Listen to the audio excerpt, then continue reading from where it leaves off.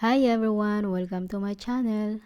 In this video ay pag-uusapan natin kung bakit bumagsak yung isa sa company na hawak ko. So, let's go!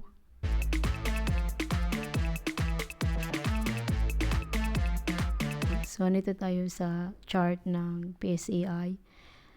At kita nyo naman, 3 araw na ang bagsak ng ating merkado. Dahil sa nag-double top pa siya, which is indication na magre-reversal talaga siya. At kahapon nga, ito ay bumagsak ng 0.25%.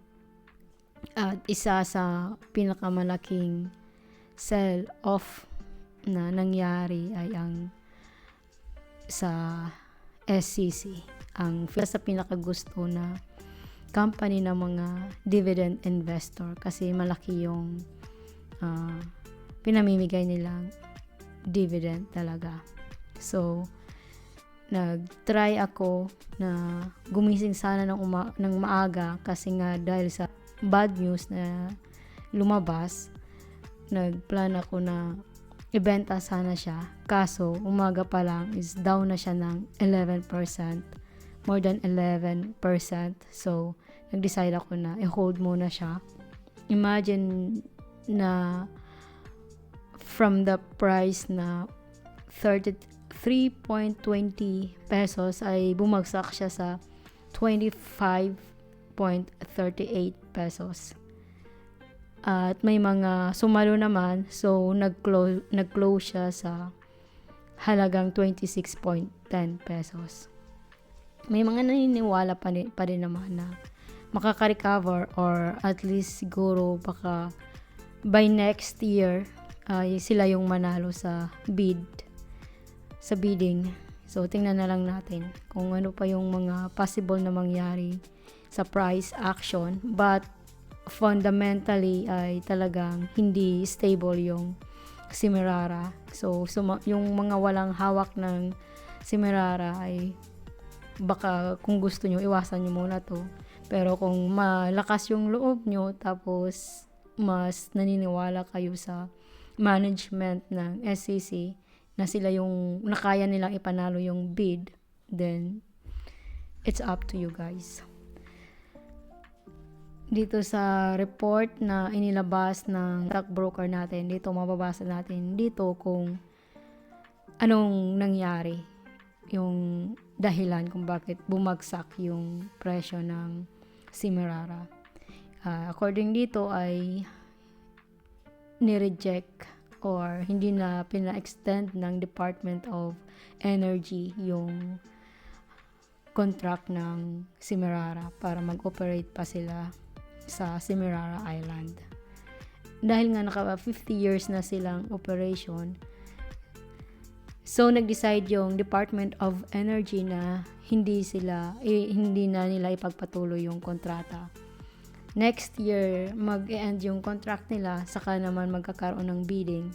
However, qualified pa rin yung Semirara, yung SCC na mag-join sa bidding. So, probably, that's the reason why there's some investors na mataas pa rin yung confident nila na sumalo kahapon kasi nga possible pa naman na manalo yung Semirara. At kasama sa bumagsak ang DMC. Of course, hindi ito magpapahuli kasi malaking revenue ng DMC ay nanggagaling sa SCC. So, syempre yung mga investor din ng DMC ay nagtakbuhan din sila. Makikita nyo din dito na nasa ang laki ng foreign sell niya. Dito makikita nyo na from 10.88 pesos ay bumagsak siya ng 8.79 pesos. However, may mga malakas ang loob na sumalo. Kaya nagsara siya sa 9.20 pesos. At umaga pa lang ay nasa more than 5% na yung down niya. And then nag-close siya ng negative 14.66%. One of the reason why binenta ko yung DMC Kasi sabi ko, in case na magka-problema yung SEC, madadamay talaga siya. Kasi nga, isa ang SEC sa malaking source ng revenue ng DMC.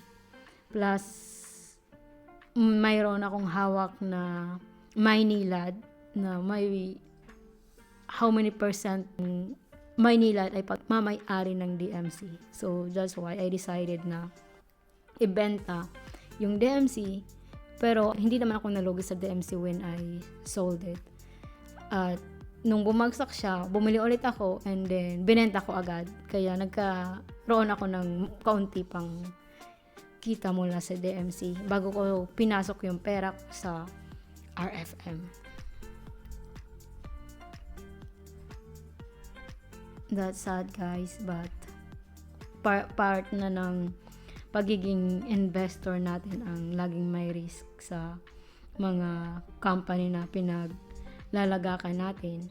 Kaya kailangan lagi natin monitor kung ano na yung nangyayari sa company natin.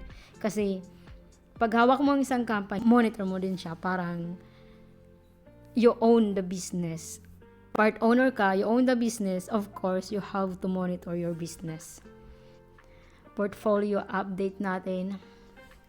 So, ito na yung ating Semirara Mining at down nga siya ng 25.16%. One of the reason why bumagsak yung investment ko ng nasa 13,000 pesos sa loob lang ng isang araw. At in-update ko na din siya, guys. Dito makikita nyo yung dividend payout ng every company na pinaglagakan ko ng pera. So, yung BDO, mayroon tayong dividend yield na 3.07. Quarterly sila nagbabayad. And then yung ICT, 2.41% annually.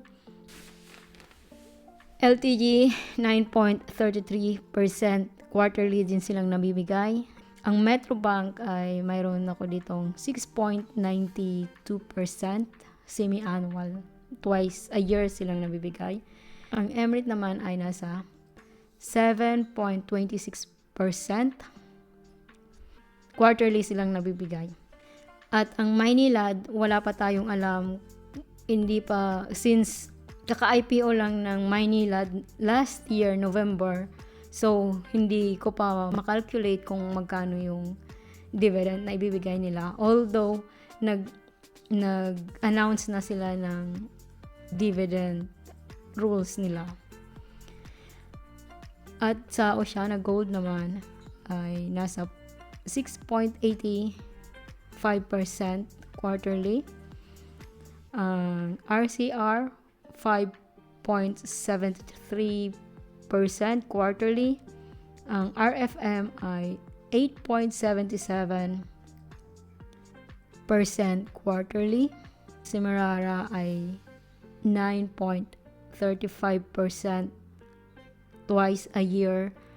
But dahil nga sa nagkaroon ng problema fundamentally, hindi natin alam kung magka-cut sila ng dividend this year.